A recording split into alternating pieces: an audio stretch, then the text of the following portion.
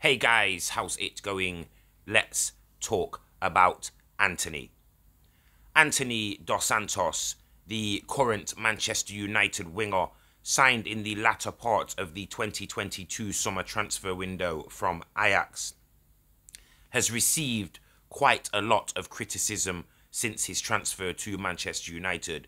The Brazilian international footballer has come under a lot of pressure recently during the Nottingham Forest versus Manchester United EFL Cup semi-final match.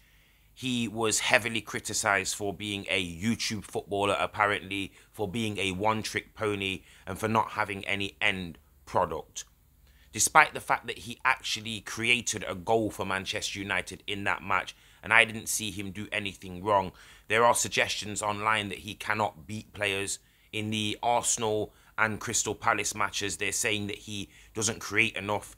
He created Wout Weghorst's first goal for Manchester United. If Antony doesn't have that shot and that opportunity, Weghorst does not score.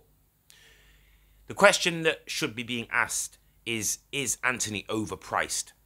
At £86 million, I'd say yes, he is overpriced. But there is also a premium that Ajax was blatantly going to add to the transfer of Antony to Manchester United, basically selling one player from one sleeping giant to another club that is a sleeping giant. Do you know what I mean? Like, no premium, no transfer. Now, as for other teams, what about Nicolas Pepe? He had a failed £72 million transfer to Arsenal, and I have seen nothing to suggest that this player is any good. And then on top of that player there is also players like Richarlison, who hasn't done anything at Spurs of note yet. He was a half-decent player at Everton, but he hasn't done anything for Tottenham Hotspur that I would say is worth me speaking about him in a positive way. And then let's not forget Fernando Torres.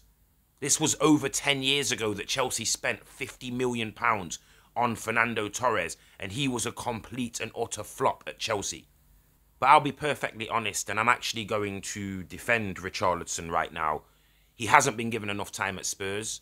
He has been underwhelming, and I understand that he's a more established Premier League player than Antony. But none of these players can be deemed as a flop as of right now. They need to be given more time, regardless of what you think. And because they are overpriced, they are overhyped, but I'm telling you guys right now that Antony definitely is not overrated. You will see what he turns into in the end. I'm sure he will come good. Please like, share, subscribe, and stay tuned for more.